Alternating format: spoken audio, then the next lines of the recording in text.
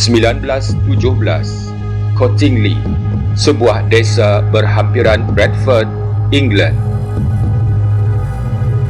Hampir setiap hari, Elsie Wright, 16 tahun, dan sepupunya, Francis Griffith, 9 tahun, pulang dari kawasan permainan kegemaran mereka di tepian sungai berhampiran. Seringkali selepas bermain, Francis kembali ke rumah dengan kasut dan sarung kakinya yang basah. Dan ini sering mengundang kemarahan ibunya, Annie Griffith. Annie sudah beberapa kali melarang anaknya daripada bermain di tepi sungai itu. Saudara kepada Annie, Polly Wright, iaitu ibu kepada Elsie, juga kurang senang dengan kebiasaan anak dan anak saudaranya itu. Apabila ditanya kenapa mereka gemar mengunjungi tempat tersebut, Elsie dan Francis mengatakan, di situ mereka boleh berjumpa pari-pari.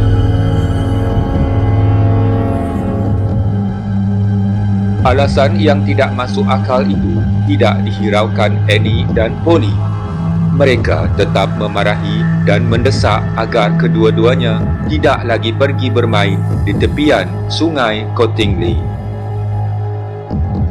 Pada suatu hari, Elsie telah meminjam kamera milik ayahnya. Dia dan Francis berusaha untuk membuktikan kebenaran kata-kata mereka. Elsie dan Francis pergi ke tepi sungai dan merakam gambar.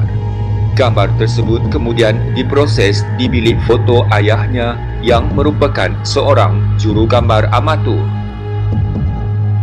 Gambar dirakam Elsie ini memaparkan Francis bersama beberapa pari-pari. Hari ini, sesiapa pun akan mengatakan bahawa gambar ini telah melalui proses pengeditan. Tetapi pada era awal abad ke-20, perkara tersebut adalah mustahil kerana teknologi pengeditan gambar belum lagi wujud ketika itu. Gambar inilah yang kemudiannya telah menggemparkan dunia, selain turut menimbulkan pelbagai reaksi serta menjadi tajuk perbincangan hangat berbagai pihak selama puluhan tahun. Adakah Elsie dan Francis telah berjaya melakukan pengeditan gambar ketika dunia belum mengenali teknologi itu? Atau mungkinkah mereka benar-benar telah merakam gambar pari-pari?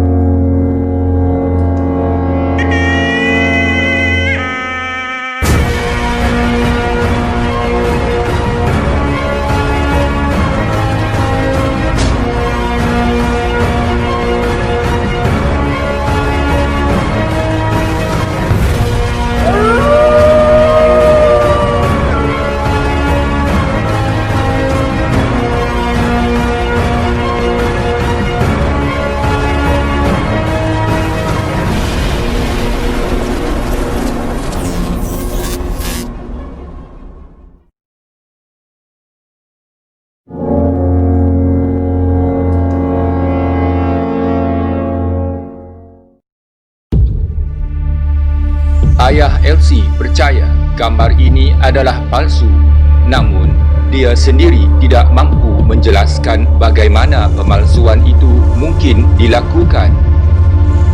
Elsie berusaha untuk meyakinkan ayahnya.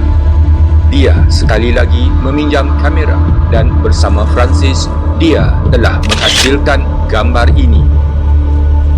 Di sini jelas kelihatan Elsie menyentuh dan bersalaman dengan gnome atau sejenis pari-pari lelaki.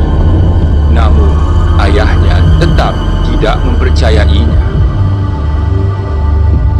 2 tahun selepas itu, Annie dan Polly menghadiri pertemuan Theosophical Society, iaitu sebuah pertubuhan untuk para pengkaji dan peminat dunia paranormal. Pada pertemuan itu, mereka telah menunjukkan gambar-gambar tersebut kepada Edward Gardner, salah seorang pemimpin dan penceramah Theosophical Society. Gardner sangat teruja dengan foto tersebut dan meminta negatifnya untuk dibuat kajian lanjut. Gardner kemudian membawanya ke seorang pakar fotografi, Harold Snelling. Snelling kemudiannya mengesahkan yang gambar tersebut adalah asli tanpa ada penambahan dan pengubahan. Seorang lagi anggota penting Pertubuhan Theosophical Society juga turut berminat dengan gambar pari-pari Cottingley. Beliau adalah Sir Arthur Conan Doyle. Doyle adalah seorang ahli fizik dan beliaulah pengarang watak detektif terkenal Sherlock Holmes. Doyle telah menyiarkan foto pari-pari tersebut di dalam majalah The Strand. Beberapa pihak yang skeptik yakin gambar pari-pari tersebut adalah palsu. Namun, kebanyakan dari kalangan masyarakat ketika itu memilih untuk mempercayainya. Doyle kemudiannya menghantar Gardner untuk bertemu Elsie dan Francis dengan tujuan untuk memujuk agar mereka merakam beberapa keping lagi gambar pari-pari. Dibekalkan dengan 2 buah kamera oleh Gardner, kedua-dua remaja perempuan itu tidak menghampakan Doyle. Mereka berjaya menghasilkan 3 lagi gambar pari-pari.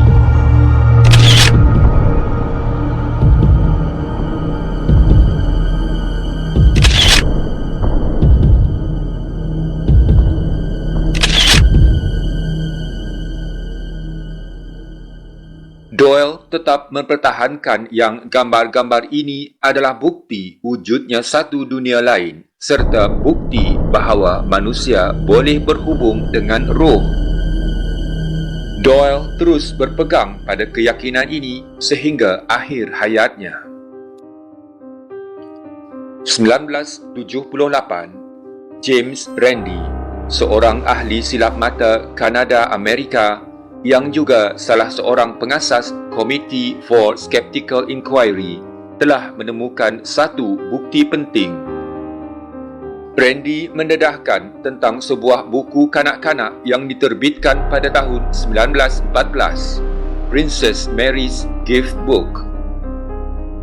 Buku tersebut mengandungi ilustrasi untuk kanak-kanak, terutama lukisan pari-pari. Ianya terdapat banyak persamaan dengan gambar pari-pari oleh Elsie dan Francis.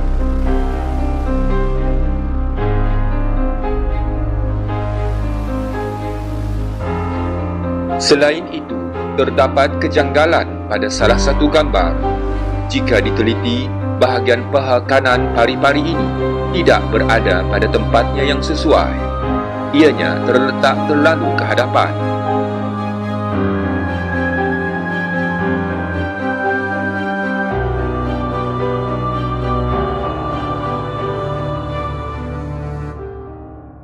Akhirnya, pada tahun 1983, Elsie yang ketika itu sudah berusia 82 tahun dan Francis 75 tahun membuat pengakuan melalui sebuah artikel di dalam majalah The Unexplained. Elsie mengaku dia telah melukis gambar pari-pari itu di atas kepingan kertas dengan meniru lukisan di dalam buku Princess Mary's Gift Book dengan sedikit pengubah suaian. Lukisan tersebut kemudiannya digunting mengikut bentuknya serta dilekatkan dengan pin rambut supaya kelihatan berdiri dan hidup. Pengakuan sama juga dibuat dalam satu wawancara TV pada tahun 1985. Namun, di samping pengakuan tersebut, Elsie dan Francis juga turut mengaku bahawa mereka benar-benar telah melihat pari-pari di tepi sungai Cottingley. Pemalsuan gambar tersebut pada asalnya dibuat semata-mata untuk meyakinkan keluarga mereka tentang pari-pari. Mereka mendiamkan pembohongan tersebut sekian lama kerana merasa malu dan bersalah terhadap orang seperti Conan Doyle. Bagaimanapun, terdapat perbezaan di dalam pengakuan mereka berkaitan gambar kelima. Elsie dan Francis masing-masing mendakwa sebagai orang yang merakam gambar tersebut. Menurut Elsie, kesemua 5 keping gambar itu adalah palsu. Tetapi Francis pula mendakwa gambar kelima adalah gambar sebenar. Francis meninggal dunia pada 1986 dan Elsie pula meninggal pada 1988. Gambar-gambar kontroversi mereka telah dilelong pada 2019. Turut dilelong adalah kamera yang telah mereka gunakan untuk merakam gambar-gambar tersebut. Elsie dan Francis mengakui telah memasukkan gambar pari-pari. Namun, sehingga ke akhir hayat mereka, mereka tetap menegaskan bahawa pada tahun 1917, mereka benar-benar telah melihat pari-pari di tepi sungai di desa Kottingli.